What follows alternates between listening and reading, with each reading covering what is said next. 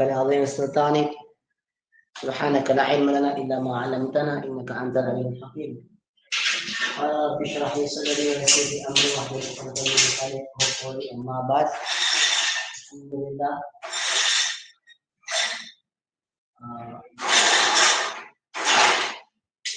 Mabiyayang oras, mabiyayang panahon para sa ating lahat, inshallah.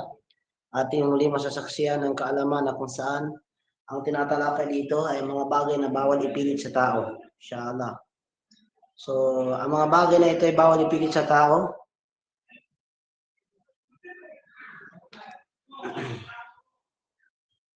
Open mo natin ha.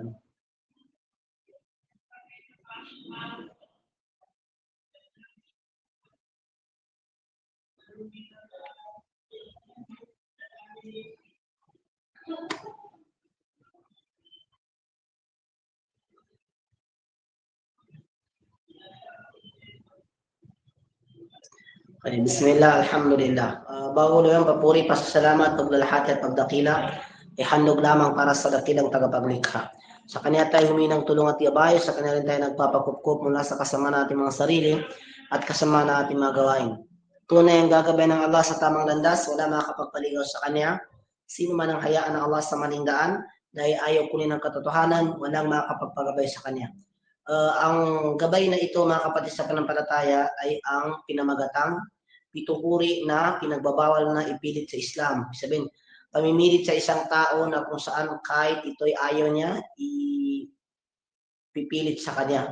So ito po yung napaka-importante bilang malayaban ng bagong mga tagapagsaliksik, dahil na sa mga balik Islam, dapat itong alamin sapagkat napakaraming mga bagay na ipinipilit nila sa kanilang mga sarili, ngunit ito ay hindi nila kinakaya dahil nakakalis sila sa kanilang mga pananampalataya. So yan.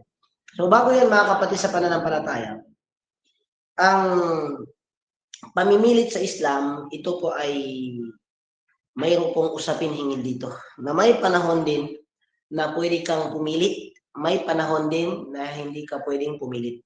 So itong tinatalakay natin ay ang panahong hindi ka pwedeng pumilit. Yan, sa mga tao. So yan. So dito, kung mayroon lang paraan po makapag-share ng ating makapag-share ng ating tinatalakay ay mas mainam po. Pero kung wala pong paraan, tingnan po ninyo yung po, send na lang po ninyo sa yung nag-imbita po sa akin, send ka lang po niya sa group. Yan. So yan. Yung nag-imbita po sila sa group, itong tinatalakay ko, kung kaya mag-share na. Pero kung hindi, importante na i-send sa kanya, inshallah, pa-open na lang po. Okay. So, open nyo dyan. Kung may mag-share, mas mainam. So, na po yan, meron pa tayong taga-edit, alhamdulillah. So, dito, paksang tatalakayin, 7 uri na pinagbabawal na pamimilit sa Islam. So, yan.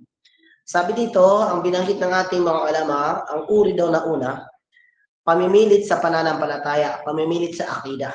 Kasi ipipilit mo yung pananampalataya mo, panipilit mo yung akida mo, so hindi po pwede. Sapagkat meron pong dapat na kung saan hangganan yung pag-uutos at pagpilit sa tao. Na kung saan ipapaalam mo, pag di papayag, wala ka pong kasalanan. Tunay na ito ay mayroon pong hangganan sa pananampalataya natin. Yan. Sinabi dito ng Allah subhanahu wa ta'ala, la ikraha fid din qad tabayyana rushdu minal ghayy.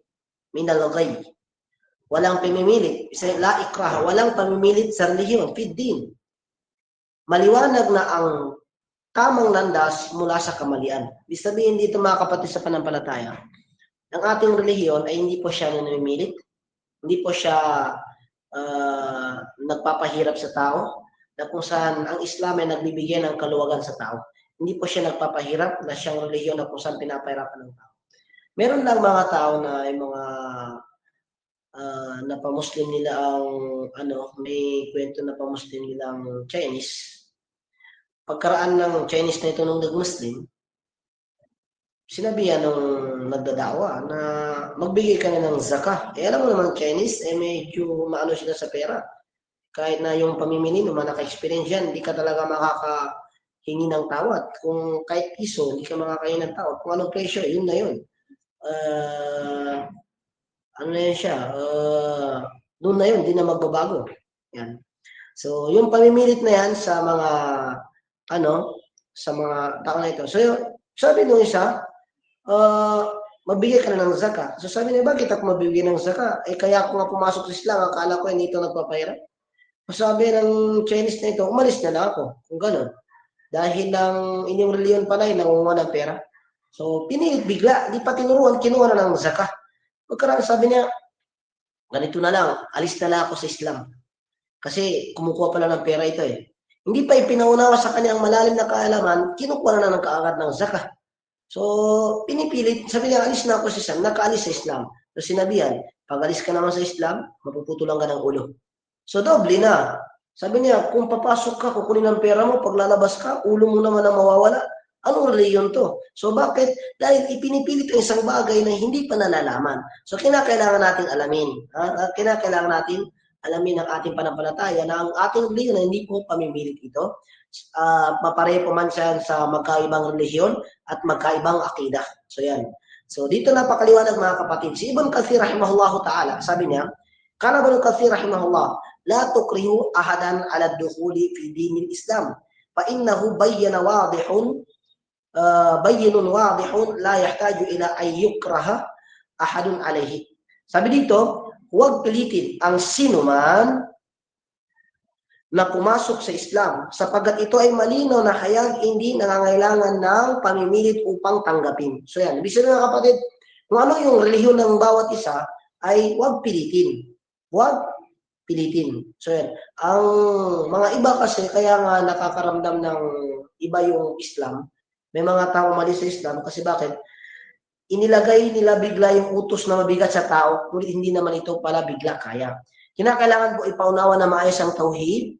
Kapag maunawa ng tauhid at tamang akida, tamang doktrina, pagkaran kahit anong ibuhos mo na dyan, di na siya alis sa Islam. Bakit?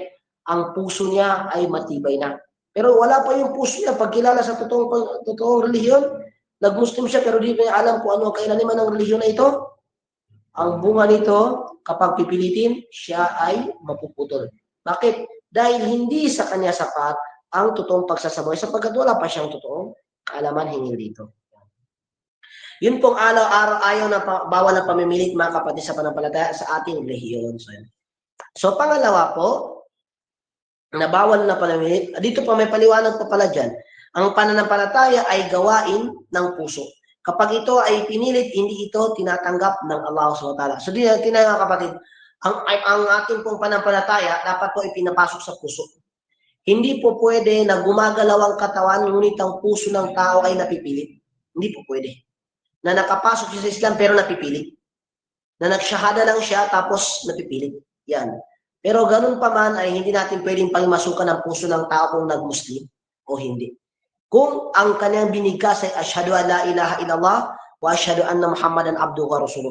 Kung bumigkas siya, hindi natin pwedeng pilitin ang tao mga kapatid. Na kunwari ka lang dahil meron ka nagustuhang babae, dahil meron kang nagustuhang business sa tao, pumasok ka lang dahil ang gusto mong Islam ay makapag-asawa dito ang mga mababang edad, gusto mo lang Islam, so ganito. So yan. So hindi natin pwedeng pangimasukan ang tao mga kapatid sa panampalataya sa kaniyang puso. Yan, sapagkat ito ay napaka-delikado at matinding pinagbabawal ito ng ating pananampalatayang pilitin ng tao. Alam niyo ba mga kapatid, ang mga tao na pinasukan ng puso ng kapwa, may tao na pinasukan ng puso ng kapwa. Si Usama na sahaba na naganap ang gera sa pagitan ng mga musyrik at mga sahaba. Nakatras ang kafir, hinabol nila si Usama, may kasamang lalaki. Kasama niya. Hinabol nila itong kafir na ito, pagkaraan na corner, wala nang lugar, yung kafir. So, wala nang paraan, di ba nang nabigkasin niya, asyhadu an la ilaha illallah wa asyhadu anna Muhammadan abduhu wa rasuluh. Pinutol pa rin ni Usama ang kaniyang ulo. Sabi ng kasama ni Usama, radiyallahu an, ala, di mo ba alam na pinagbawal ng propeta patayin ang nakabigkas ng syahada? Sabi niya, oo, pinagbawal. Pero ito, kitang-kita mo naman na hindi totoo ang kanyang pagmumuslim. Dahil na-corner lang, kita mo na. Sabi ng lalaki na kasama niya, kahit na, ipapaabot ko ito sa propeta itong ginawa mo. Dumating sa propeta. Pagdating ng kwentong ito sa propeta sallallahu alaihi wasallam, sabi niya, Usama, pinatay mo ang tao na nagsabi ng la ilaha illallah? Sasabi ni Usama, opo o sugo ng Allah. Dahil nakita ko naman na hindi totoo ang kanyang pag-Muslim dahil na-corner siya. At wala na siyang takas, kaya bumigkas na lang siya dahil ang akala niya patatakasin doon, kaya pinatay ko. Anong sinabi ni Usama radhiyallahu an? Asyaqaqta min qalbi? Nabihak mo ba ang puso ng tao na iyong pinaslang? So, tanda natin mga kapatid sa panampalataya. So, hindi pwedeng pangimasukan ang anong layunin ng tao sapagkat ito ay hindi alam ng tao ang layunin ng bawat isa. So, yan ang matindi na dapat nating alamin sa patungkol sa pamimilit sa reliyon. Hindi natin kinakailangan pwersahin ng tao, halika, kahit anong reliyon pa yan. Hindi natin sapagkat ang Islam di siya namimilit. O di kaya akida. Okay, kaya may akida ng mga ahlus sunnah wal jamaa, kami akida ng mga salafiyin. Akida na ako ay isa sa mga salafiyin. Ikaw, Ashaira ka, Tabligh ka, Sufi ka, Naqshbandiya ka, Maturidiya ka, kahit ano pa man dyan, akida. Papatayin kita kapag di ka papasok sa aking akida. Hindi po pwede mga kapatid, bawal po ito. Hindi po pwede, bawal po sa pamimilit ito. Sapagkat ang atin lang ipapaliwanag na maayos, pagkaroon natin may paliwanag, di na tayo magkakasala kung lalabag ang tao. Yan. Hindi na tayo magkakasala kung lalabag ang tao. Sapagkat isa sa mga delikado na ang tao ay napilit lang sa pag-Muslim, tunay ito ay delikado din sa huling panahon. Alam niyo mga kapatid, may mga tao na kaya nga lang pumasok sa Islam dahil may layuning masama. Kasi bakit? Yun yung pumasok sa Islam na pilitan. Katulad ng isang munafik na si Abdullah bin Sabah, na siya ay nagpasimuno ng kalituan sa mga sahaba. Bakit? Itong tao ito nag-Muslim na dahil napilit. Anong bunga? Hindi totoo ang kanyang iman. Napakahirap na gawang nagpatay ng mga sahaba dahil dito. Yan. So yan ang ating reliyon mga kapatid. Wala pong pamimilit, la ikraha fid din. Walang sapilitan. La ikrah, hindi pwedeng ipilit ang ating reliyon sapagkat kung anong gustong panghawakan ng bawat isa, yun ay ibibigay sa kanya. Ngunit ating ipapaalala, waman sya'a falyu'min, waman sya'a falyakfur. Sabi ng Allah, sino magnais na maniwala? Sige, maniwala na sa Allah. Sino man na magnais na gumawa ng kabalastugan, lumabag, itakwil ang relihiyong panampalataya sa Islam, gawin na niya. Pero sabi na Allah, inna a'atadna lil-zalimin. May inihanda kaming parusa sa mga taong mapaglabag. Yan. Taong mga mandaraya, mapang-api. Yan. Pangalawa mga kapatid sa panampalataya, so yung nag-share po, nasa pangalawa na po tayo. Pamimilit sa pagsamba, ibadah. Yan. Pamimilit sa pagsamba sa ibadah. Dalil mula sa hadith. Pinipilit mo yung tao. Ustad, anong halimbawa nito? Yung kapatid mo na siya ay hindi sumasama sa pag-aaral. Pinubugbog mo, bakit di nag-aaral? Inampas mo, sinampas ang palong, bakit di nag-aaral? Pinapahirap mo, inihila mo na. Pinapalo mo na, bakit di nag-aaral? Ang puso niya nandun lang. Nakatawan niya nandun. Pero ang puso niya ay sobrang galit sa'yo. Bakit? Di ka na kayang labanan. Dahil mas panganay ka, binubugbog mong kapatid mo. So hindi pwede ito na ipilit sa tawang pagsamba, ay ibada, ngunit ang puso niya ay ito ay hindi sang-ayon. Labag talaga sa kalooban. Anong sinabi ng propeta? Hadith na muttafaqun alayhi, katotohanan ang gawain. Innamal a'malu binniyat. Katotohanan ang mga gawain ay sang-ayon sa mga layunin. Kinakailangan po ang gawain natin tugma sa layunin. So, paano yung isang tao na pinilit natin sa ibada, pero ang kanyang layunin ay magkaiba? So, kinakailangan po mga kapatid sa panampalataya, pahalagaan ng tao na magkatugma ang kanyang puso at ang kanyang gawain, sapagkat ang puso niya ay salungat sa kanyang gawain, ito ay di tinatanggap. Anong dalil? Itong binanggit ng propeta, sallallahu alaihi wasallam, innamal a'malu binniyat. Tunay ang mga gawain ay ito ay nakakasang-ayon lamang sa mga intention. Doon ang gagantimpalaan mga kapatid sa pananampalataya. Yan. Sabi dito, Imam Nawawi rahimahullah ta'ala, an-niyatu syartun fi sihhatil ibadat fala tuqbalu al-ibadatu dunaha. Yan mga kapatid, napakaganda ng paliwanag dito ni Imam Nawawi rahimahullah ta'ala. Ang layunin, niyah, ay kondisyon sa pagiging wasto ng pagsamba. Hindi tinatanggap ang pagsamba kung wala ito. Yan. Hindi po tanggap ang ibada ng tao kung ang tao sa kanyang pagsamba ay wala po yung intensyon. So, bawal natin pilitin ng tao. Bakit? Nakasama nga lang siya dahil takot sa'yo. Kung ayaw niya, wala kang kasalanan sapagkat ginawa mo na ang dapat gawin, pero ayaw pa rin niya. Wala taziru waziratu wizra ukhra. Hindi magkakasala. Hindi maging kasalanan ng isa ang kasalanan ng isa. Hindi magiging kasalanan ng kapwa ang kasalanan ng kapwa. So yan. So kung sino man ang may kasalanan, hindi magiging kasalanan ng iba sapagkat nagpaalala na dito. Yan. So, paliwanag dito ng ating mga ulama, ayon sa usapin na ito, ay sabi dito, ang pagsamba na bunga ng pamimilit ay nawawalan ng kabuluan sa harap ng Allah. Tingnan niyo mga kapatid, ang niya, pag-ibada. Halimbawa, bibigyan kayo ng halimbawa sa sala. Nagsasala, Allahu Akbar. Itong pagsasala na ito, ang puso niya ay nagawa lang niya magsala, bakit natatakot sa kanyang kaibigan baka papatayin. So sumama, Allahu Akbar. Nakisabay na lang. Ang pagsamba na ito ay walang silbi at walang reward. Ito ay pagpapakapagod. Pero ginawa niya upang makaligtas lang. Ito po ay walang reward, mga kapatid sa pananampalataya. Magsasala na kayo? Magsasala na kayo? Wala ka na. Sige. Sige po. Ito muna.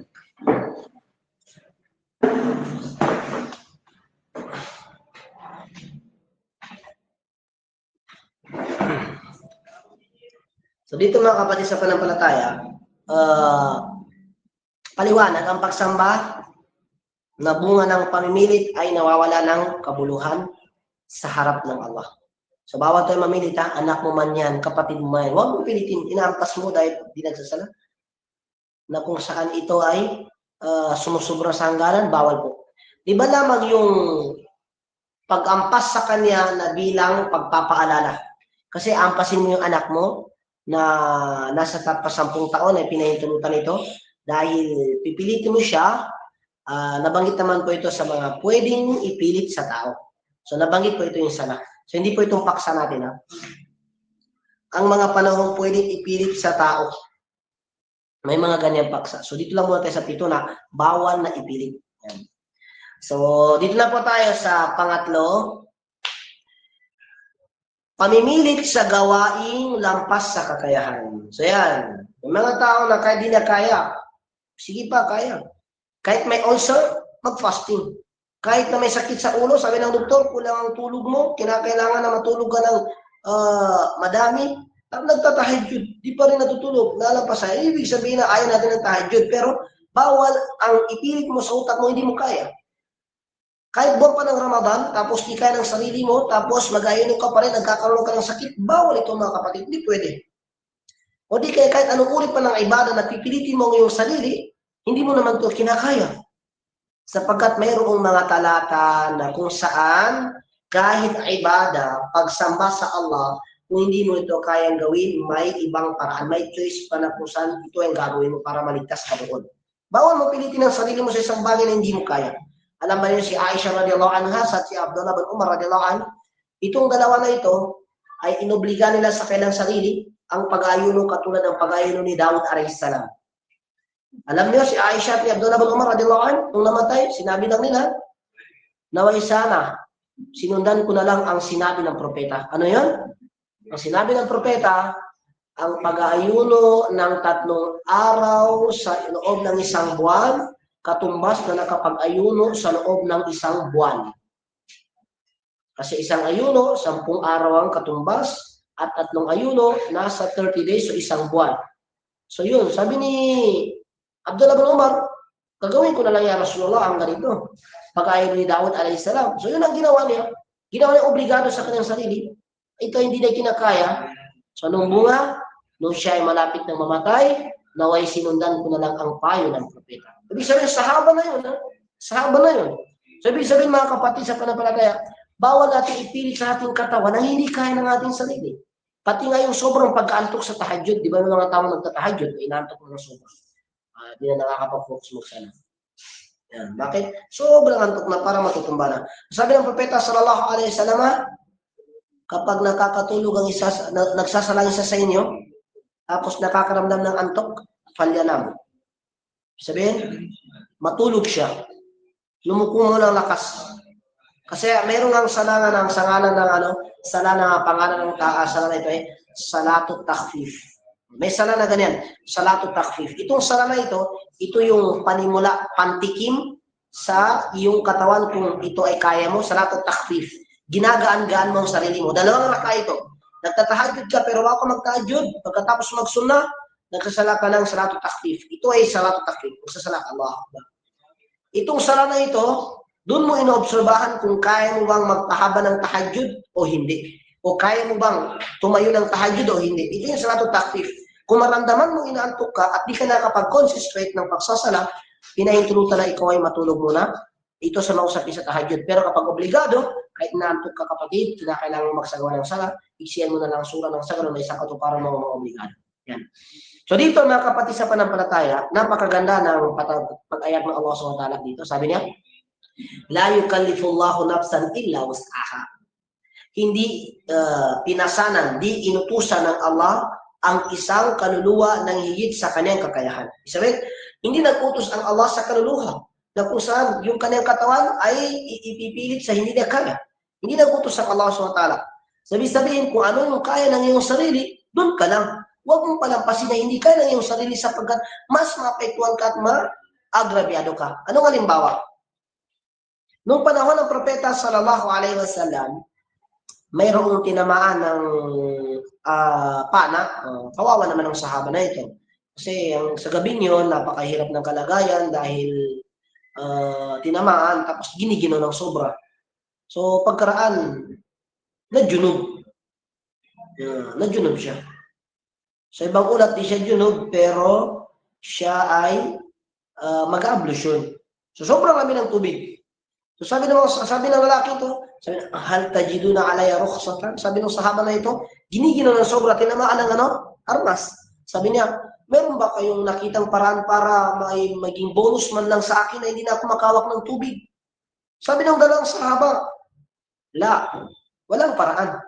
Di ba tatanggap ang ibada mo pag di ka gumamit ng tubig? So ang bunga nito, liniguan nila, hinugasan, nagabdas. Ito ay tadhana na ibinigay ng Allah SWT sa kanya. So hanggang doon lang ang kanyang buhay. Namatay yung sahaba na yon. Sa taas ka?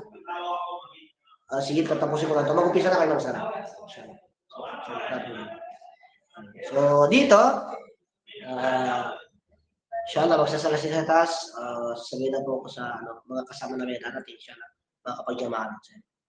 So namatay ang sahaba na ito, pagkaraan, sumumunod nila sa propeta, Ya Rasulullah, namatay ang kasamahan namin. Bakit? Sabi ng propeta, sabi ng mga sahaba. Bakit? Sabi ng propeta, kasi Ya Rasulullah, siya ay najunog. So, nagtanong kung may paraan ba na di na makawak ng tubig. So, sabi namin wala. Kasi wala pang kaalaman na pwede gumamit ng lupa, tayamum, wala pa. Pagkaraan, ginamit niya ang tubig ya Rasulullah, namatay. Siya ay nawala ng buhay. So, ganun ya Rasulullah. Sabi ng propeta sallallahu alaihi wasallam, kataltum, pinatay niyo ang inyong kasama. Nakayukwang dalawang sahaba na lungkot. Bakit? Para silang pumatay. Masakit sa kanila na sinabi ng propeta na pinatay niyo ang inyong kasama. So, ang propeta ay rahmatan lil alamin. Napakaganda ng kanyang trato. Sabi ng propeta, pinatay niyo. Nalungkot ang mga sahaba, sabi ng propeta, hindi. Sabi ng propeta, lang, ginamot niyo yung puso ng dalawa. Bal katahullah. Sabihin, bangunit ang pumatay sa kanya ang Allah. Sabihin, ay ang Allah ang nagbigay na tadhana nang sa ganon na doon na siya mamatay sa panahon na yon dahil mamamatay na rin talaga siya. So, naging mag-alis. Pagkaraan, tinuruan ng propeta ang sahaba na ito, kapag ganito ang mangyari, yan, kapag wala ng tubig, wala ng paraan na makawak ang tubig ang tao, dahil napakahirap, sakit, itong ituro. So, sabi ng propeta, ganito, magtayamum. Okay, magsala na siya. Tanggap ang kanyang sala. Magtayamum siya, junub siya, at Magabdas siya na isang tayamum lang biniyatay, dalawang niya. Niya niya sa pagligo, pagdalis ay paglinis mula sa junub at niya niya para sa tayamum na sala. Ganito lang, ipahid sa lupa na malinis ng dalawang kamay at kung walang putik, dalang nakaramang lupa, dito sa mukha, ganito lang, at sa kanan, siguro kaliwa dyan sa video kasi ano yung nabaliktad. So kanan, tapos kaliwa, magdua ka na, tapos magsala ka, tanggap ang iyong sala. Napakagaan mga kapatid. Ang Islam, bawal ipilit ang isang bagay na hindi kaya. Pinagbabawal ito mga kapatid. Kaya dito napakaganda. Merong kaida, sabi ni Shafi'i rahimahullah ta'ala, ito ay kinuha po sa usul. Napakaganda po yung salita ni Shafi'i rahimahullah. Sabi niya, idza daqa al-amru tasa'a wa idza tasa'a daqa. Yan. Dito, kapag naging mahirap ang kalagayan, magbibigay ng kaluwagan ang batas. At ang kapag may luwag, ibinabalik ang kahigpitan. Subhanallah, napakaganda kapatid, mga kapatid sa panampanan. Napakaganda ng Islam. Totoo, bakit? Dahil kapag ang tao ay dinatnan ng pagsubok at hindi kayang gawin yung dati niyang ibada na panahon siyang masigla pa, binigyan siya ng kaluwagan para ito ay kanyang gawin. Nang sa ganun, wala siyang rason bakit di na nagawa. Anong halimbawa? Ang taong may sakit, masigla, malusog, napakalakas ng kanyang katawan, yan. So, malusog siya. Yan. So, malakas ang kanyang katawan, masigla siya, matindi ang kanyang mga gawain, mga mabibigat. Pero anong bunga sa kanyang mga ginagawa? Ang bunga nito sa kanyang mga ginagawa, nagtatahadyod, nagsasala, nag-iibada, hindi niya magawa. Bakit? Dahil may sakit siya, hindi siya makagalaw. Ano ang inutos ng propeta sallallahu alaihi wasallam? Kapag di kaya magsala ang isa sa inyo, na siya ay nakatayo, pag-isalli kaidan. Sabi, magsala siya na nakaupo. Ay na may sete, ala dyan. Ay mawila may sete, ala dyan. Pag di na kaya ito, ay sa paghiga niya, ay tumagilid sa bandang kanan. Pag di kaya, tumagilid sa bandang kaliwa. Pag di kaya, kahit saan na. Pag di na makagalaw lahat, pati mata, pati katawan, puso na lang buhay, intensyon na lang niya magsala. Yan ang kaluwagan ng Islam, mga kapatid sa pananampalataya. Napakaganda, nagpakahayag ang ating pananampalataya na luwagan ng tao, hindi pahirapan. So yan. So, itong pahayag ng ating mga alaman, kapag naman panahon na maluwag na, isabi, wala nang problema. Katulad lamang sa pagkakasar. Ano ang pagkakasar? Yung pagkakasar sala. Ang pagkakasar sala, pag naglakbay ka mula Maynila, punta ka ng Mindanao. Ang original ng duhur ay 4 na rakaa. Pero nung doon ka na sa paglalakbay, ginawang 2 rakaa at bonus pa dyan para sa iyo. Ano yun? Binigyan ka pa ng kaluwagan na pwede mong pagsamahin ng waktu ng asar at duhur sa isang panahon para hindi ka na maabala sa iyong paglalakbay. Tingnan niyo mga kapatid, linuwagan na amang nagsasabi ang Islam ay ang hirap. Hindi kapatid, sapagkat ito ay napakagaan. Pero sadyang tao na siya lang ang hindi talaga masakatuparan sa utos na pamang. Yan, paliwanag dito natin mga alama. Ang Islam ay relihiyon ng kadalian. Hindi ng pamimilit sa hindi kayang gawin. So yan, sinabi ng Allah SWT, ito ay para hindi mapilit. Katulad din po na patungo sa dowry, alam yung pag-asawa? Yung dowry po. So hindi natin pwedeng pilitin ng tao sa dowry hindi niya kaya. Kinakailangan bigyan po natin ng kaluwagan. Mga babae dyan, kung may paraan naman na para hindi mahirapan yung mga lalaki, ay pwede kayo mag-suggest. Kasi karapatan niyo yun eh. Kasi yung pera na binibigay sa inyo dowry, sa inyo yun. Pwede kayo mag-suggest. Kung may abi, yung lalaki naman, total pamilya rin naman natin yan pagkaraan. Bakit natin kinakailangan pang bigyan ng kahirapan? Nagpapakatotoo naman siya. Bigyan na ng kaluwagan, babaan na yung dowry nang sa ganun maging baraka at nang sa ganun walang may tatak sa usap niya, sa isip niya, na tayo nagpahirap sa kanilang nag-asawa. So, tulungan mo naman ang tao. So, yung sinasabi, na huwag magpakahirap. Sabi ng Allah, sabi ng Propeta sallallahu alaihi wasallam, yassiru wala tu'assiru. Magpadali kayo sa mga tao, huwag niyong hanapan na mahirapan ng tao. So, sunod pa na pahayag dito ng Allah subhanahu wa ta'ala, inna Allah, yuridu Allahu bikumul yusra, wala yuridu bikumul asra. Gusto ng Allah maging madali sa inyong pananampalataya, ayaw niya na mahirapan kayo. So, tingnan niyo mga kapatid, napakagaan. Sabi pa ng Allah, fattaqullaha mastata'tum. Katakutan mo ang Allah kung saan mo lamang ito kakayahin. So, kung doon ka lang, doon ka lang. Di mo kaya mag-ayos sa buwan ng Ramadan dahil may sakit ka, magpakain ka. ikaw ay magfidya, kainin mo ang tao na nag-ayuno, ay naligtas ka na. Yan. Ito po ay napakaganda po sa ating pananampalataya. Pangapat po, kanina po ng pag-uusap, medyo maluwag matagal, pasensya na. Ang pamimilit sa pag-aasawa, yan, bawal po ha. Alam mo yung kondisyon ng pag-aasawa? Syurutun nikah arba.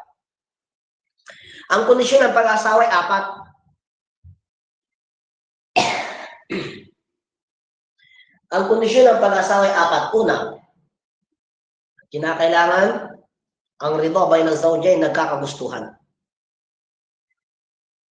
Dapat yung lalaki, babae, nagkakagustuhan sila. Bawal pong ipilit ang isang taong ayaw. Ito sa iyo ha, pag-asawa, pag di yung pag-asawain yan, papalayasin kami sa aming tahanan. Subhanallah. Bigyan niyo po ang kaluwagan ng mga anak ninyo. Huwag niyo pong ginagaya ng ibang mga tao na sobrang galit sa anak nila kapag ang anak nila ay hindi masusunod ang kanilang kagustuhan.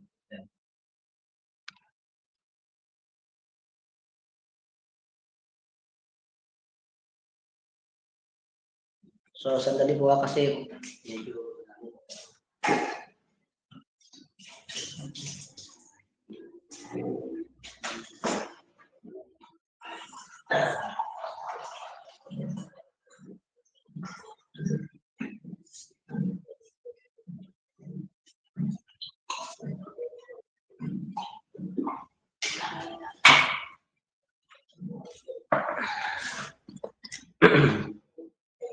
okay, bismillah. Ang inaano po natin dito, yung mga taong namimilit sa kanilang mga anak. Huwag po natin pinipilit ang anak. Bawal po ito ha. Yung mga iba, sobrang pinipilit, anak, ito gustuin mo ha. Ito dapat ang tatanggapin mo dahil milyonaryo yan. Ay kahit naman ayaw naman ng anak. Ang anak nakapag-aral ng Islam. Aalihin ko naman ang kayamanan kung ang relihiyon ko ay mapapabayaan. So, ang anak, ang ina, bakit mo isipin ang relihiyon? Importante magandang buhay natin, anak. Ay, subhanallah. Kahit ayaw ng anak, napipili. So, nakasal ng anak kahit ayaw. Bawal pong ipilit ito. Ito sa ating panampalataya, hindi po siya namimilit sa tao. Sabi ng propeta, sallallahu alaihi wasallam, tungkahul ayyim hatta tusta'amar. Wala tungkahul bikru hatta tusta'adhan. Hindi kinakasal ang babaeng walang asawa hanggat hindi siya kinukonsulta. Ibig sabihin, hindi pwedeng ikasal ang babae naliban lamang kung may pagkukonsulta sa kanya. Sabihin, tatanungin siya, yung babae na kapag asawa na, kasi nakadaan na ito sa init at lamig. Kaya alam niya ang buhay may asawa, alam niya yung hirap ng pag-asawa at kasiyahan ng pag-asawa, kagipitan ng pag-asawa at kaligayahan ng pag-asawa, alam niya at nadaanan na ito. Kaya kung siya ay mahiwalay o namatayan ng asawa, ay kinakailangan siyang tanungin. Gusto mo ba na pakasalan ka nito? Kung hindi sasagot, huwag pilitin. Bawal. Bakit? Dahil alam niya ang buhay niya, sitwasyon niya. Babae naman na hindi pa nakapag-asawa. Sabi ng propeta sallallahu alaihi wasallam, at hindi ikakasal ang dalaga hanggat hindi humingi ng pahintulot sa kanya. Sabihin mga kapatid, kinakailangan ang babae ay na dalaga, kinakailangan alamin ng pahintulot niya. Kapag walang pahintulot yung dalaga, kinakailangan na hindi ito ikasal. So, Ustad, paano malaman ng babae na ito ay may pahintulot? Wala. Sabi ng propeta sa ibang ulat, sukutuha. Kapag tumahimik, ay yun ang kahulugan. Silence means yes. Sabi daw. Kapag daw ang isang tao ay tumahimik, na babaeng dalangang tinanong, at di siya nagsasalita dahil bilang pagpaparangal ito sa kanya na okay, halimbawa, sister, halimbawa, ikaw sister, tinatanong ka ng pamilya, pwede ka bang pangasawain ni Fulan? So tatahimik siya, tatakpang pangalan ang mukha, kukupa ng unan at magtatakip, hindi ibig sabihin ayaw, pero ayaw na ipakitang mukha niya na kinikilig pala siya. So yun ang kahulugan nun. Yan. So ibig sabihin, nanahimik siya, nangangahulugan na ito ay nagpahintulot. Pero kapag ayaw talaga ang babae na dalaga, iyak yan. Iyak na sobra. Bakit? Dahil alam niya sitwasyon na hindi pa siya handa. Kaya hindi na ito tatanggapin kapag sasabihin niya. Kapag ito ba, sasabihin. Pero kapag ang nakapag-asawa na, kinakailangan ng kanyang pagbigkas. Ayaw ko sa kanya. Gusto ko sa kanya. So yan. So bawal pang pamimilit sa Islam. Wala po sa kating reliyon ang pilitin ng tao sa Islam sa pag-asawa.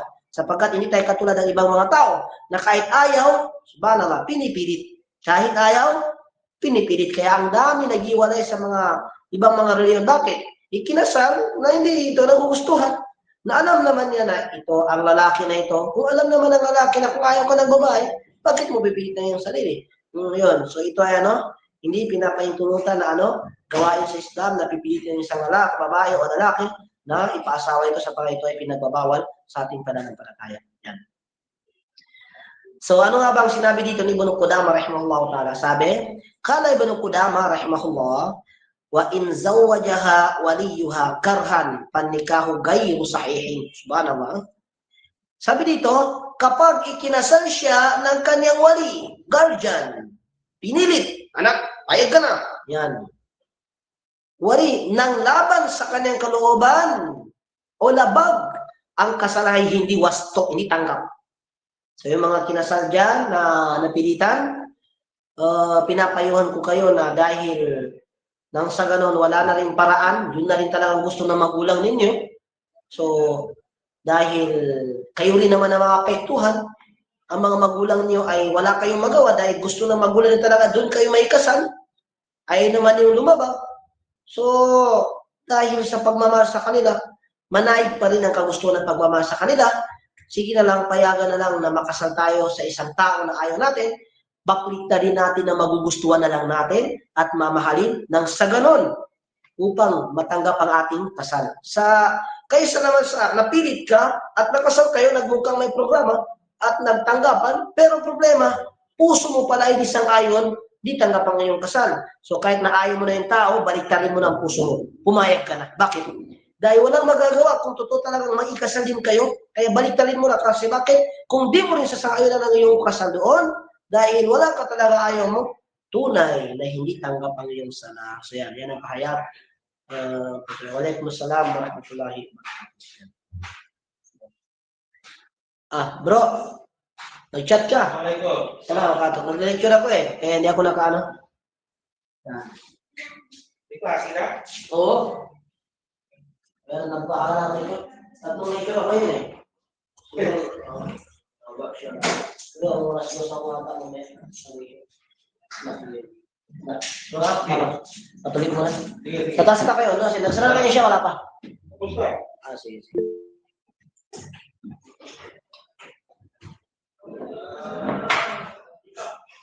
Okay, bismillah. So, dito tayo mga kapatid sa yung bawal pong ipilit sa isang tao ang kasal. Bawal pong pilitin. Okay. Bago yung umimi ako ng pamanhin, napuputo-puto kasi dito kasi sa pintuan Bibi nagabawal tayo kasi maingay sa taas lang naman kapag maraming tao. So, dito na tayo sa paliwanag ng ating tinalakay dito sa pangapat. Ang pahintulot ay hindi haligi ng kasal sa Islam at pamimilit ay nagpapawalang bisa dito. Yan. Panglima na po tayo mga kapatid. Share na lang po ninyo sa kabila ito itong GC natin. Ito yung sinend ko sa na PDF. O kung may live po, mas maganda. Share na lang po natin sa makasama. Panglima, pamimilit sa yaman at pag-aari. So yan, pipilitin ng yaman ng tao, pag-aari.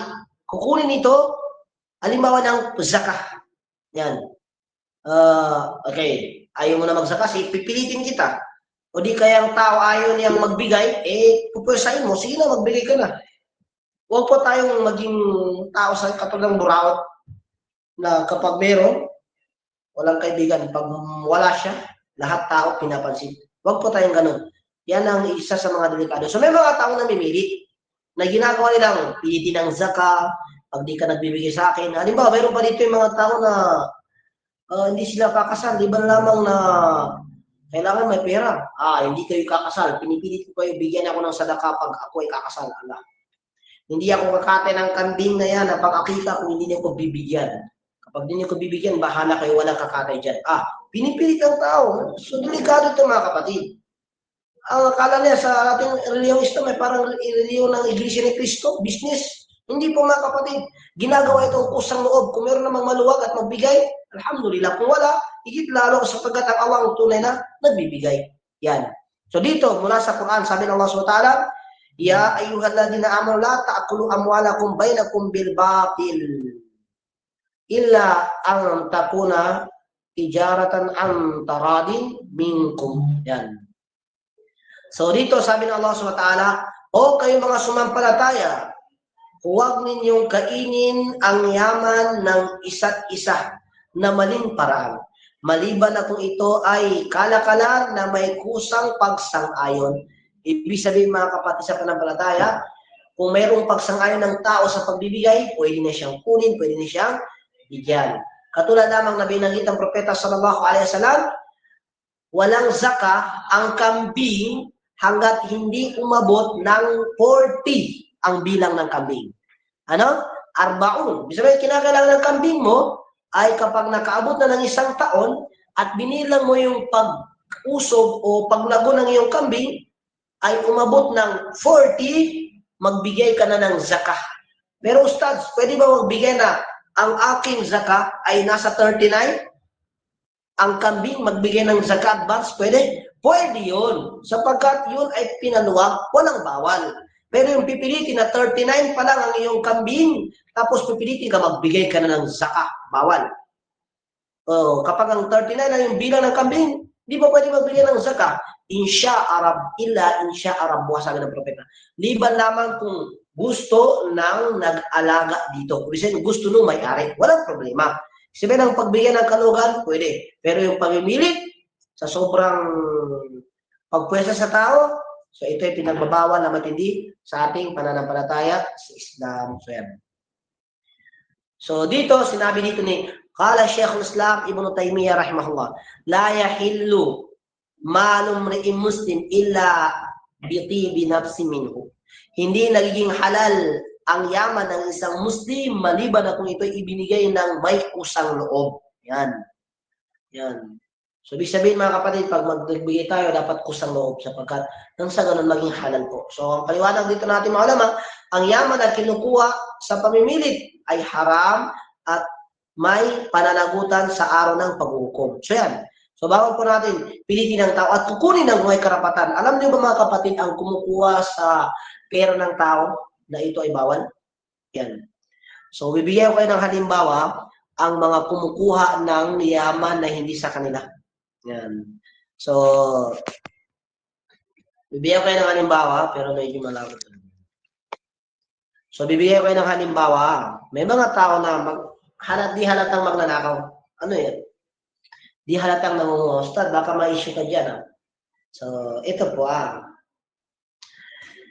may mga magnanakaw na di natin namamalayan. Sino yan? Ang magulang na dalawa na kinasal ang anak, di man lang binigay sa anak ang dowry. Itong dalawang magulang, nananakaw ang pera ng kanilang anak na babae. Delikado. Ito ay magnanakaw na di nahalata. So, bawal po mga kapatid, kunin ito. Hindi po pwede sa tatay-nanay ang dowry. Hindi po. Base naman sa hadith na binanggit ng propeta na isang lalaki na dumating sa propeta, Ya Rasulullah, inna abi yuridu ay ya'khudha mali. Ya Rasulullah, tatay ko gustong kunin ang kayamanan ko. Anong gagawin ko? Sabi na ng propeta, anta wa maluka li abik. Ikaw at ang iyong yaman ay ang nagmamay-ari dito ang iyong ama. So yan. Ibig sabihin, ang pera pa na ng bata dapat sa kanyang ama. So ito ay hadithun da'if wa hadha qawlun da'ifun min aqwali haula al-muhaddithun. Ito ay qaul da'if daw itong hadith na ito, hindi daw ito matibay sapagkat hindi pwede daw kunin ng tatay-nanay ang dowry ng babae. Ito ay pamimilit mga kapatid, kinukuha. Minsan walang naibibigay. Alam niyo mga namimilit pa na iba? Yung mga issues sa pag-asawa na hindi kami tatanggap sa tao na yan, liban lamang na maibigay yung sinasabi. So, mga magina may tatas. O di kaya sa may mga maranaw na ano yung tawag doon? Ano yung binibigay na parang hinaharangan? Hindi ko lang, sino makapibigkas niyan? May makakapibigkas na. Yung hinaharangan sila, di ka makapasok, tapos after ng kasal. Anong tawag doon? Kalimutan ko eh. May tawag dyan, mga binabanggit. Ang tawag doon, may tawag. Ano yan? Lantong? So, lantong. So, ito tradition. Pero kapag siya ipinipilit ng sobra, nagiging bawal. Na walang kasal kapag walang ganyan. Hindi po pwede. Katulad din ng tatas, nalagay. Walang kasal pag walang tatas sa mga maginanaon. So ito ay tradisyon na kung saan pinahintulutan ng iba naman nagbawal, pero nagkaisa naman sila kapag ipipilit ito sa tao, kukuha na ng pera dahil doon, ito ay bawal. So ito yung kabilang doon mga kapatid sa panampalataya, na ang yaman na hindi natin pwedeng pilitin ng tao kunin. Sapagkat may binanggit ng propeta na hadis na sahih. Ano yan? Manikot ta'ahak kamri'in muslim, faqad hawjaballahu alayhi nar wa harrama alayhi jannah. Sino man ang kukuha ng yaman na walang paintulot mula sa kanyang kapatid, inobliga ng Allah sa kanya ang impyerno at pinagbawal ng Allah sa kanya ang paraiso. Nagtanong ang sahaba, ya Rasulullah, in kana shay'an yasiran? Ya Rasulullah, kahit ba maliit lang na bagay, hindi ba pwedeng kunin? Sabi ng propeta sallallahu alaihi wasallam, wa in qadiban min arak, kahit ito ay sanga ng datilis. Yung dates, yung dates, katulad din ng buko, yung mga niyog, yung mga dahon lang, na pinipitas ng mga, pagdadaan ka sa isang buko, isang lugar, meron ng mga dahon ng mga buko, niyog, o di kaya mga saging, sinusunto, sinisipa, mga dahon, yung mga bulaklak ng iba yan, kapitbahay, nakatayo ka lang, may napitas ka ng mga dahon. So sabi ng propeta, dahil lang dito na hindi na karapatan yun, inobliga ng Allah sa kanyang impyerno at pinagbawa sa kanyang paraiso. Yan, mga kapatid sa panampalataya. Bakit? Kahit malit lang na bagay. Alam mo yung datiles, kadiban min arak. Yung dates, yung dahon ng dates, yung may stick doon sa gitna, tapos yung doon, yung parang wala nang silbi, itatapon na lang. Halimbawa, gagawa ka ng walis tingting. So, kinukuha yung stick. Yung mga madami doon na dahon, tinatapon na lang, sinusunog. Kahit ganun daw ang kukunin ng tao mula sa kapwa ng tao, bawal na sa kanyang paraiso at obligado sa kanyang impyerno. Binanggit niya ng propeta na napakalakas natin. Ibig sabihin, kung maliit na bagay, bawal kunin, ano sa tingin natin kung yaman na napakalaki na ipipilit sa tao? Higit lalong pinagbabawal na kapatid sa pananampalataya. Meron pa dito mga tao na sobrang mali ang pagkaunawa sa akida. Ano ang alam niyo ba kung anong pagkaunawa na sa kanilang akida?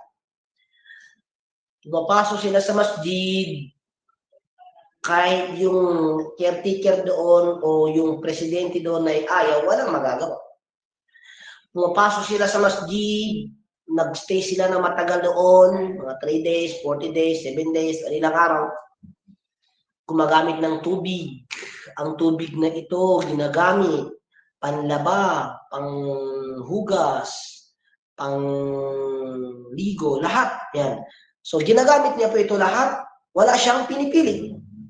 At tumutulog na masjid, naka-electric fan, at kapag nagdudumi na, naka-junub doon, di alam kung paano lumabas, at nakakagastos ng tubig na madami at kuryente na madami, ngunit ang pinagkaisahan sa jama'a doon ay ang tubig na iulo para sa Friday ay gagamitin para sa mga nagsasala ng masjid, hindi gagamitin para sa panglaba, hindi gagamitin para sa pangligo, panghugas. Ito mga tao to din namamalayan, hindi reward na nakukuha, bagkus kasalanan na nakakapagnakaw na hindi nila namamalayan. So pagkuha ng yaman ito ng mga kapatid na hindi pagmamayari. Hindi natin pagmamayari. Halimbawa, nakalagay dyan yung lalagyan na tubig, hindi tayo pwede mag-ablusyon doon. Liban lamang kung mayroong pahintulot sa mga tao. So yan. So yan mga kapatid sa panampalataya. So meron bang susunod na lecture? Kasi 7:30, 6:30 dapat tayo start. So pinapalam ko po bago ko magpapatuloy, kinakailangan kong pahintulot niyo dahil mabot na tayo ng 7:30 po. Naghintay po ako ng pahintulot sa inyo dahil 7:30 na po tayo. Patuloy ba? Okay, so inshallah, sabihin lang niya sa susunod sa akin inshallah. Kasi medyo kailangan natin magpaliwanag dito eh. So dito, sana tayo? Paliwanag, sa paliwanag na tayo. Yan. So dito sabi siya ko sa Taymiya, hindi maging halal ang yaman ng isang Muslim maliban na kung ito ay binigay ng may kusang loob. Paliwanag dito, ang yaman ay kinuha sa pamimilit ay haram at may pananagutan sa araw ng paghukom. Pang-6, pang-6 na tayo. Pamimilit sa opinion, ijtihad. Ito na naman. Ustad, opinion. Subhanallah. Huwag mo niyo pong pinipilit ang tao kapag may opinion na may dalil naman ito na kahit mahina. Huwag pilitin. Sapagkat mayroong ijtihad na kinakailangan na ito ay dapat na alamin. Kung tingin niya mahina kanyang dalil, pero ang tingin niya ay malakas sapagkat yun ang pusigi niya, huwag niyang pilitin na kukunin. Bawal po ito mga kapatid sa panampalataya na parang nilalait at kinukutsa na yung iba dahil dito. Yan, ano yan? pamimilit sa opinion at ijtihad. Yan. Dalil. Sabi ng Allah SWT, alladhina yastami'una al-qawla fayattabi'una ahsana. Yaong mga nakikinig sa salita at sumusunod sa pinakamabuti dito. So yan. So dito, ipapaunawa natin sa lahat. Ang ijtihad, pursigi ng bawat isa, hindi pwedeng pilitin mo ang tao doon sa iyong kinuwang opinion kung ang opinion na iyong pinapakita ay walang dalil at wala rin dalil yung opinion ng iba. Ibig sabihin, bibigyan ko kayo ng ijtihad ng mga ulama kasi walang dalil to eh. Tanong, Ustad, kapag nag-jam'un sa salatu, al-isya at maghrib, di ba? Nagsa-jam'un. So, saan isasagawang sunna doon? Before maghrib, gawin na yung sunna ng maghrib? Or after ng pagjamon ng maghrib at isya, doon na isasagawa sa after ng isya? Saan isasagawa? So, ibang mga madhab, sabi, kung magjamon ka ng maghrib at isya, i-advance mo na yung sunna na 2 rakaah. Ibang mo naman, hindi. Gawin mo na lang na pagsamain yung sunna sa after ng isya, yun yung sunna ng maghrib at sunna ng isya, pagsunodin mo na lang. Unahin mong sunna ng maghrib na 2 rakaah, tapos magsala ka ng 2 rakaah ng pang sunna sa isya. Hindi yung bago maghrib. So sabi, hindi. Dapat bago maghrib, yun na rin ang maghrib. So sabi ng iba, bakit? Saan ba natapat ang waktu ng sunna sa maghrib? Sa ulian. Eh di sa ulian na rin lahat. So, bawat isa may ijtihad, may opinion kung saan ba unahin. So, kung ano ang kukunin ng bawat isa dahil walang dalil ito, walang nakaganapan sa panahon ng propeta, rumispeto sa bawat isa. Kung magsusunna siya bagong maghrib dahil magyajapon siya, pwede yun dahil opinion yun ng ibang mga ulama. Sunod naman, after ng isya, yung kinuha ng iba, pagsunod na yung sunna ng maghrib na sunna ng maghrib at isya, after ng pagjajamuon. Yung mga nakakaunawa dyan, inshallah, alhamdulillah, naunawa na ayos. Halimbawa naman sa paglagay ng kamay dito. Sami Allahu liman hamida. Nilagay, binabalik, diba? Iba naman, Sami Allahu liman hamida. Irsal, straight. Ustad, anong sunna? Ito ba o ganito? Sa kay Imam Nasruddin al-Albani, bid'a ang balik. Ibalik dapat straight. Ayan, halimbawa, ganito. Imam Nasruddin al-Albani, ayan, so bibigyan ko ng halimbawa. Si Imam Nasruddin al-Albani, sabi niya, pagsasala, sabi niya, Sami Allahu liman hamida. Ganito lang. Sabi niya, kapag ibabalik bid'ah, tapos naman Sami Allahu liman hamida, Rabbana wa lakal hamd. Si Imam Nasir, si Bimbaz, si Sheikh Uthaymin, si Muhammad Salih Fawzan, at mga ulama, sunna ibalik sa dibdib. Puro sunna. So, paano yan? So, yan ay ijtihad ng ating mga ulama. Paano yan? So, hindi mo pwedeng pilitin si Sheikh Uthaymin at Bimbaz na wag nang alisin. Hindi mo na pilitin si Imam Albani na ibalik. Bakit? Dahil ang bawat isa may ijtihad. So, bawat natin pilitin ang bawat isa. Ustaz, pag ninikab, wajib yan. Makasalanan ng mga tao na sasabihin niya na hindi wajib. Ustad, paano yung nagsabi na sunna? Ibig sabihin, mali sila. So ito naman, pagrespetuhan naman sa bawat opinion, ijtihad ng bawat isa. Yan. Pagrespetuhan sapagkat yun ang mga paninindigan na akala natin yun ay makakasira kapag ito ay ating pabayaan. So hindi, sapagkat manatili pa rin ang kapwa. Si Imam Shafi'i rahimahullah, meron siyang naging nagkatanong na siya sa isang lalaki, maalam mo. So sabi ng propeta, hindi ba pwedeng manatili lamang ang ating puso sa pagmamahalan? So yan. So yun pahayag dito na kapag may opinion ng bawat isa. Yan. So mukhang may nagka-open po, medyo maingay, pero ito ba nasabi? Pero okay na ata. So yan. Lagyan.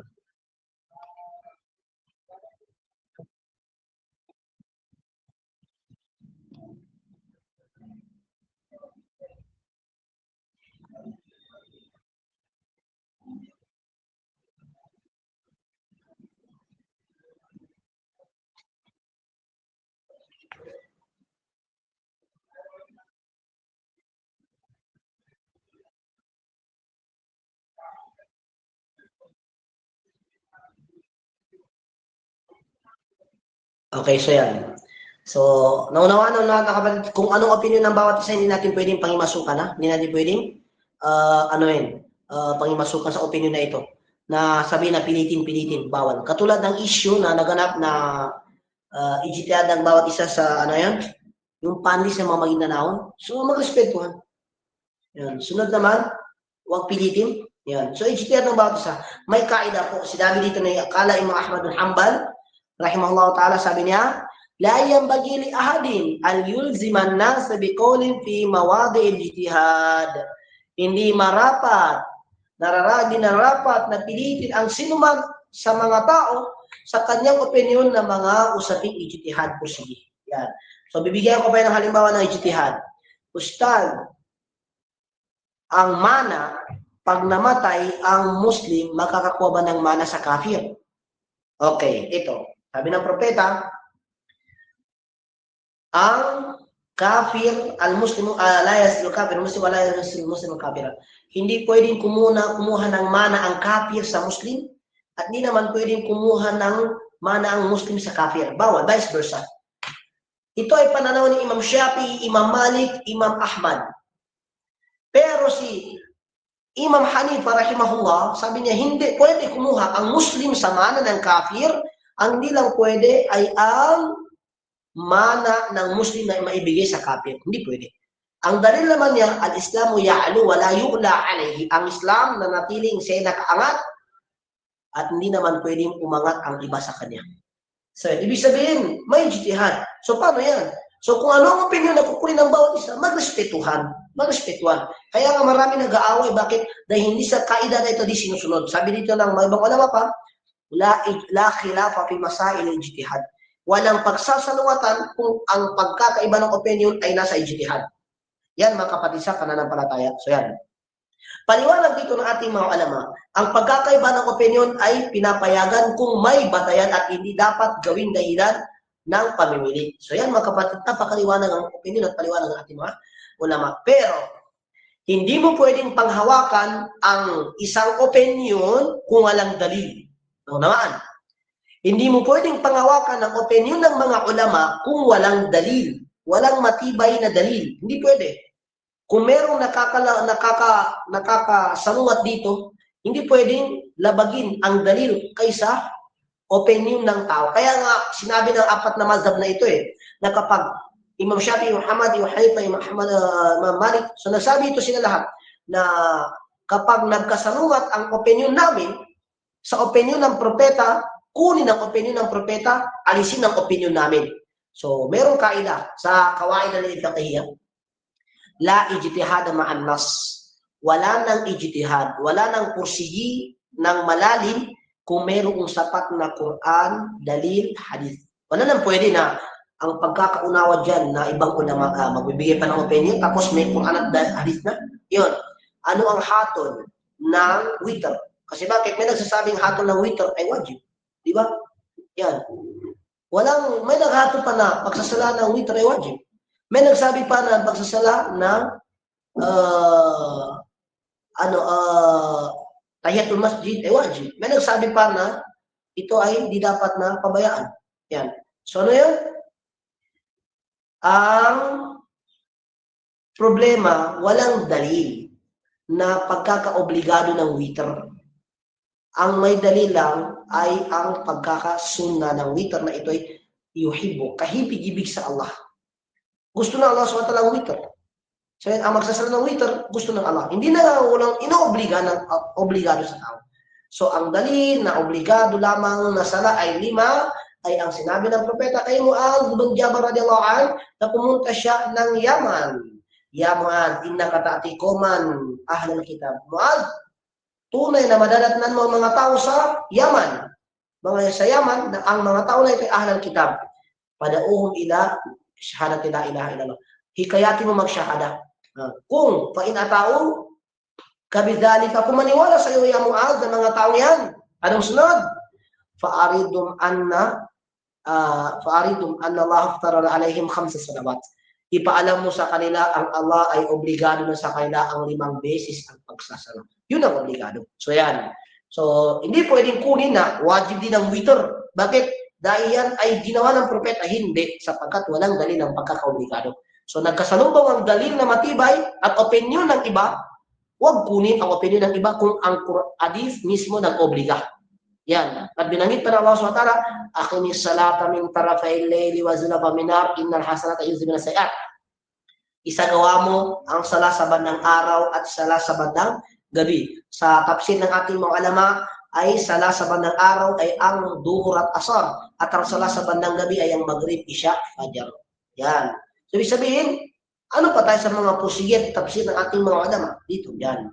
So ibig sabihin mga kapatid, magbigay ng respeto sa opinion kapag walang dalil ng bawat isa na maliwanag. Pero kapag may maliwanag, walang pwedeng sumunod, di ba lamang kung saan ang tamang Quran at Hadith. Yan.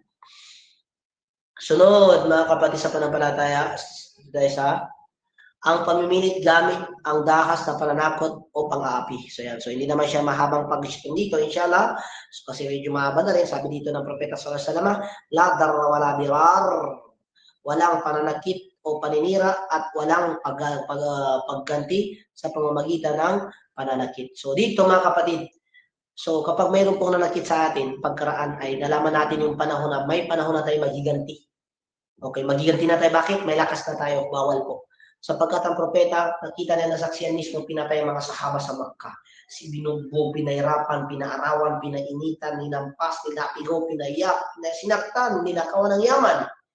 Pagkaraan sa pangpito ng hijrah na agaw ang Kaaba, Makkah. Nakuha ng propeta at nabihag na ang karamihan. Nabihag na ang karamihan. Masabi ng propeta, ma tadhunnuna inni fa'ilun bikum. O kayong mga Quraysh, ano ang akalain niyo na gagawin ko sa inyo? Sabi ng mga Quraysh, kapatid ka ng, anak ka ng aming kapatid at alam namin na mabait ka. Ano sinabi ng propeta? At habang lumuluha ang propeta, idhabu fa antum mutlaqa. Sige na, umalis na kayo, malaya na kayo. Sinaktan ng propeta ng sobra. Nabatay pa si Abu Talib at ang kanyang asawa na sumusuporta at siya sinaktan at binato pa siya sa Taif. Pero kailanman hindi humaginti ang propeta sa pangsarili lamang. Yan. So bawat po tayo magiganti na kung saan pahirapan ng isang tao. So huwag tayo magpapakahirap sa mga tao. May mga tao, yung mga Maguindanao dyan, yung mga Maranao, Yakan, Tarsyok, Yaman, hindi tayo pwede mag-jihad. Ito sa patwa yan na delikado. Hindi tayo pwede mag-jihad dahil lamang sa ipinagiganti ang mga ninuno, mag-jihad tayo. Bakit? Dahil lang, mga ninuno natin ay pinatay, patayin din natin ng mga kafir. Hindi ganun ang jihad, mga kapatid. Sapagkat ang propeta, kung ganun ang jihad, pinagpapatay niya na ang mga tao. Sapagkat hindi naging kasalanan ng tatay ang kasalanan ng anak. Huwag idamay ang anak. Anak yan yung mga nagbarsyo sa mga kamag-anak natin dati. Kaya patay na yung mga kafir na ito. Bawal yan, mga kapatid. Opinion yan na kamangmangan. Yan. Sinabi pa ng propeta, sallallahu alaihi, sinabi dito ng isa sa mga sahaba na si Anas bin Malik, sabi niya, mayan takino sallam alaman ang kapto. Kailanman ang propeta hindi siya gumanti sa mga nagpakahirap sa kanya, kailanman hanggang sa siya namatay. So yan, so hindi pa na tayo pwedeng magiganti. Wallahu alamu bisawab. So meron pa tayong kaida dito na isa lang, babagitin natin. Kala Abdul Aziz bin Abdul Salam, rahimahullah ta'ala, as-syari'atu kulluha adl. Yan. Wa rahmatun wa masalihun. Ang buong syariah ay katarungan, awak, at mga kapakinabangan. Yan. Ibig sabihin, ang syariah, awak. So, hindi natin pwede magpakahirap si tao. So, yan. So, dito, paliwanag natin mga ang dahas at pangapi ay kabaligtaran ng layunin ng Islam. Yan. Barakallahu fiikum wa jazakumullahu khairan at salamat po sa nag-edit dito, inshallah. Barakallahu fiki, di man mabanggit ang pangalan mo, pero importante ay magsilbi itong reward ng iyong pagtulong sa pag-edit natin. Nature. Jazakumullahu khairan, subhanakallahu walhamdika, asyhadu an la ilaha illa anta astaghfiruka wa atubu ilaik. Assalamualaikum warahmatullahi wabarakatuh.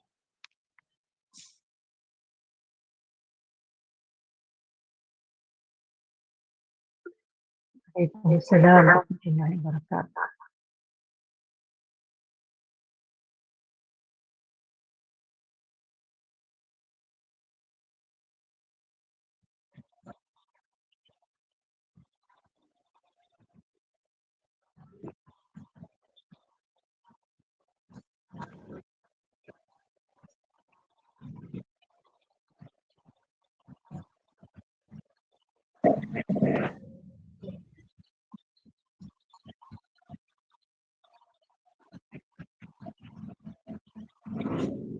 Opo